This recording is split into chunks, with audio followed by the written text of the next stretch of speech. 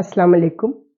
Channel M5 की तरफ से नसरीन हुसैन परवेज़ आपसे मुखातिब है और मैं खुद और मेरे चैनल की तरफ से तमाम मुसलमानों को वो जहाँ-जहाँ हैं और मेरा प्रोग्राम देखते हैं, चूँकि ओवरसीज़ पाकिस्तानीज़ भी और जहाँ-जहाँ मुसलमान हैं, जो मेरा चैनल देखते हैं, मेरे ऑडियंस हैं, उन सबको इमाम ज़माना इमाम मेहदी अलैहिस्सलाम की विलादत बहुत-बहुत मुबारक हो। जनाब, ये अजीब-ओ-गरीब महीने होते हैं रजब और शाबान। ये इबादतों के महीने भी हैं और विलादतों के महीने भी हैं। 13 रजब से हम शुरू होते हैं तो हज़रत अली अलैहिस्सलाम की विलादत शुरू हो जाती है और फिर शब मिराज और इबादतों की रातें और उसके बाद शाबान शुरू हो जाता है।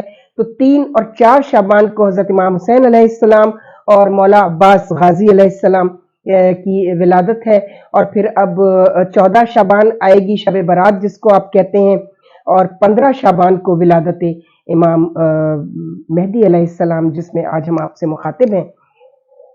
तो आप सबको न सिर्फ ये कि ये विलादतें मुबारक हो बल्कि बरकतें और इन दिनों के वसीले से और वसातत से अब हमें ये दुआ करनी चाहिए कि हमारा मुआशरा जिस नहज पे चल पड़ा है, कुछ सियासी हालात की वजह से, कुछ समाजी हालात इतने ज़्यादा ख़राब हो चुके हैं, समाज बहुत ख़राब हो गया और हमारा ये चैनल तो हमने शुरू ही समाज को जो है एड्रेस करके किया था कि मुआशरे में जो अजीब-ओ-गरीब चीज़ें शुरू हो गई हैं, मुआशरा किस तरफ जा रहा है, तो हमने मुआशरे को ही एड्रेस किया था।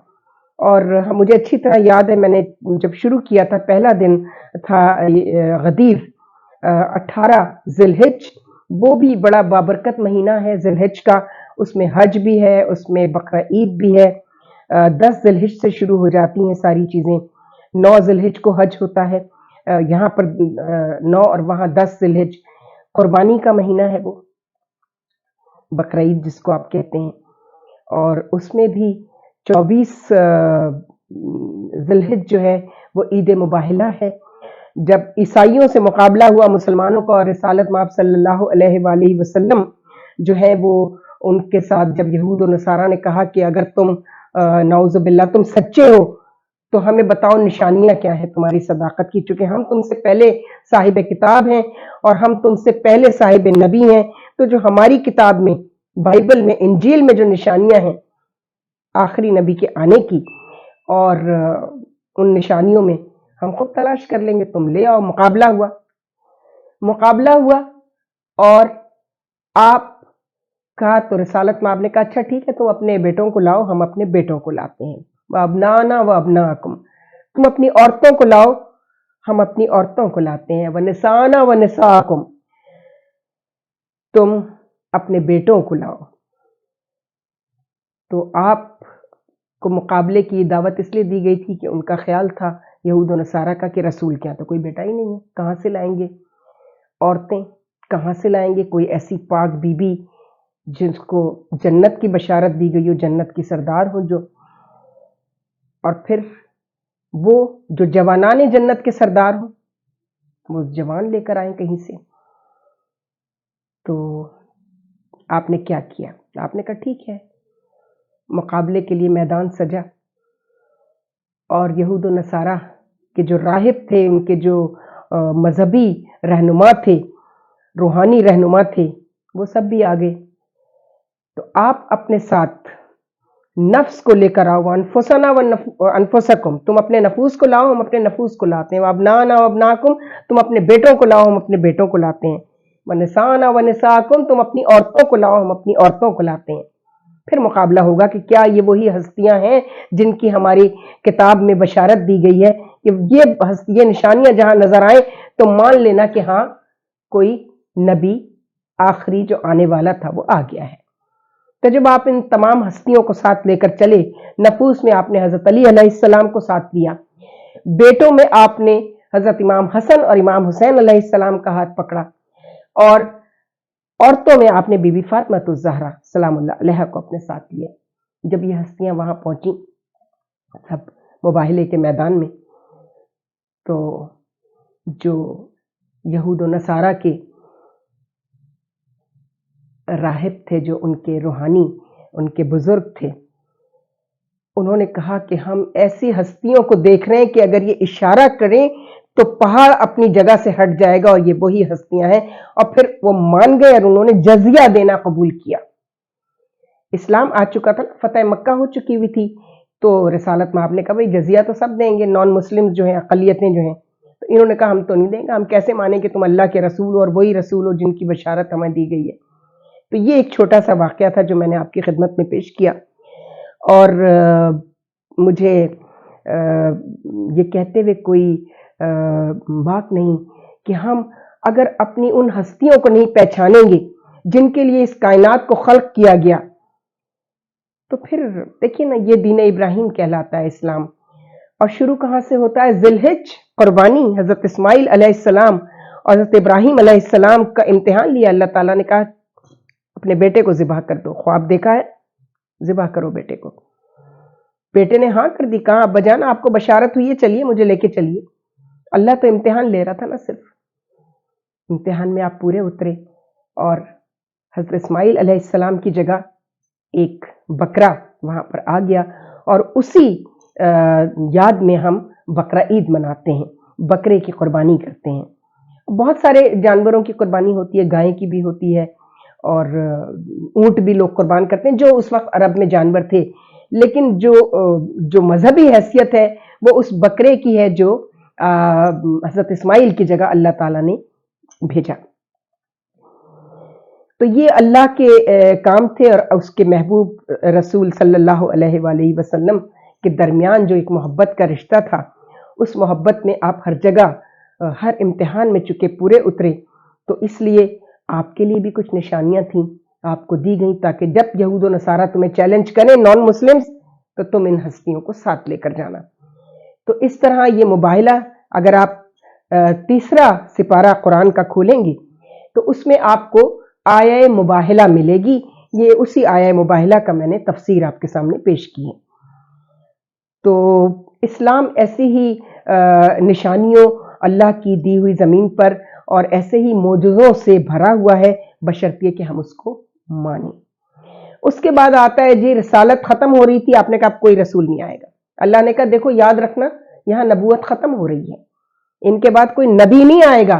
تو جو لوگوں نے جھوٹے نبی بھی بنا لیے، لوگوں نے ہاں جی ہو رہا ہے نا، ابھی تک ہو رہا ہے سب کچھ، تو ہم اس میں نہیں جانا چاہتے، چونکہ کسی کے عقیدے کو نہیں چھیڑنا چاہیے۔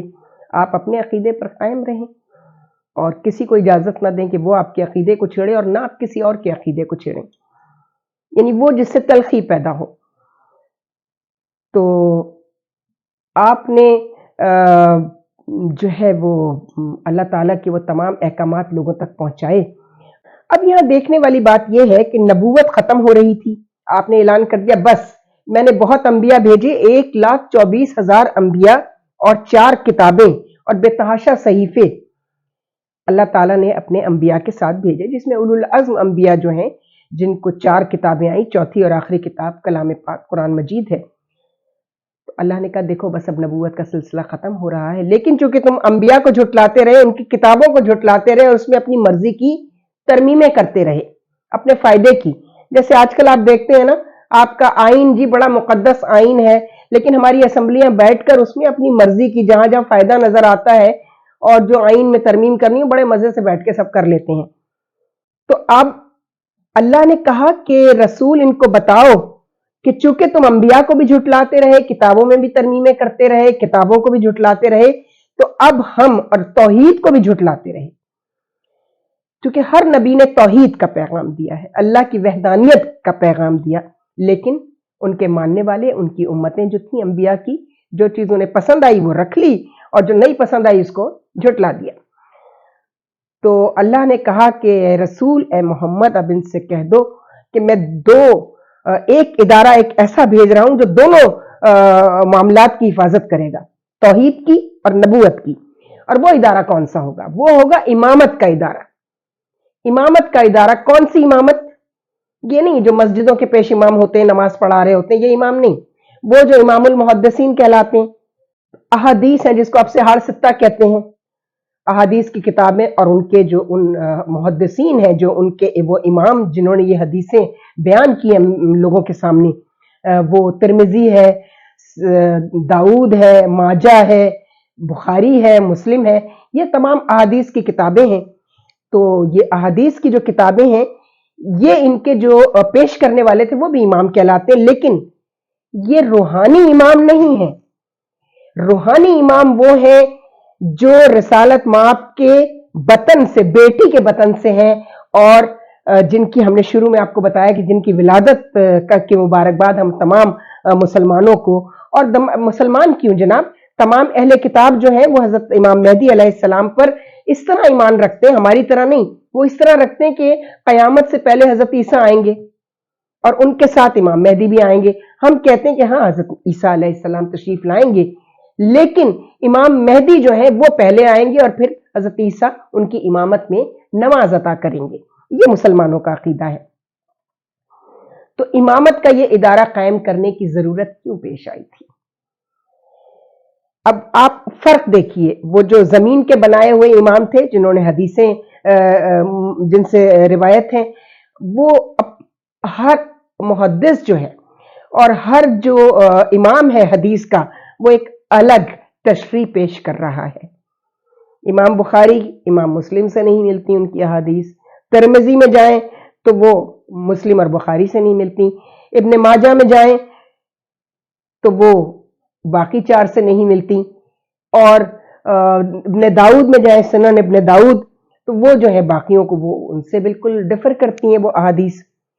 یہ امامت کا ادارہ کیوں ضرورت پڑی اللہ کو کہ ایک امام، پہلا امام جو کہے گا، آخر تک 11 اماموں تک وہ کوٹیشن اسی طرح رہے گی، وہی بات وہ کریں گے، اسی پہ عمل کریں گے اور کرنے کا حکم دیں گے، یہاں تک کہ آخری امام کو، 12ویں امام کو، امام مہدی علیہ السلام کو، امام زمانہ جن کو کہا جاتا ہے، جو حاضر بھی ہیں اور غائب بھی ہیں، ان کو پھر ہم غائب کر دیں گے، چونکہ لوگ ان کی جان کے دشمن ہو جائیں گے، اور ان کو زندہ رکھنا ہے قیامت تک۔ وہ غائب بھی ہیں اور حاضر بھی ہیں۔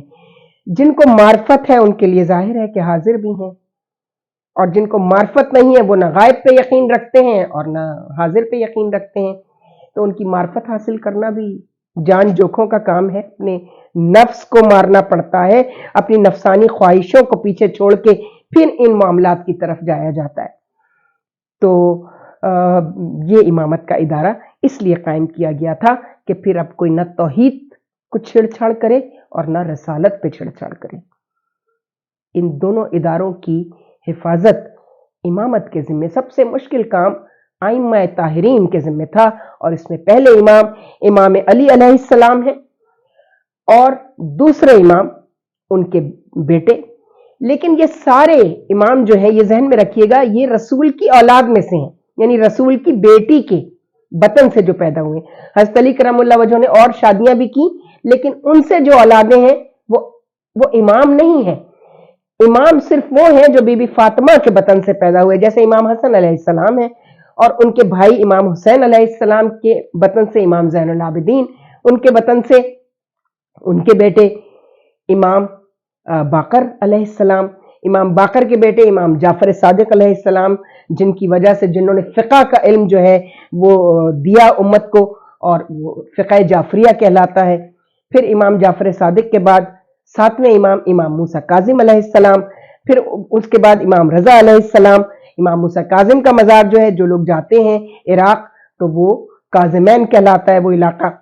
پھر اس کے بعد امام رضا علیہ السلام جو ایران میں مشہد میں موجود ہیں، 8ویں امام۔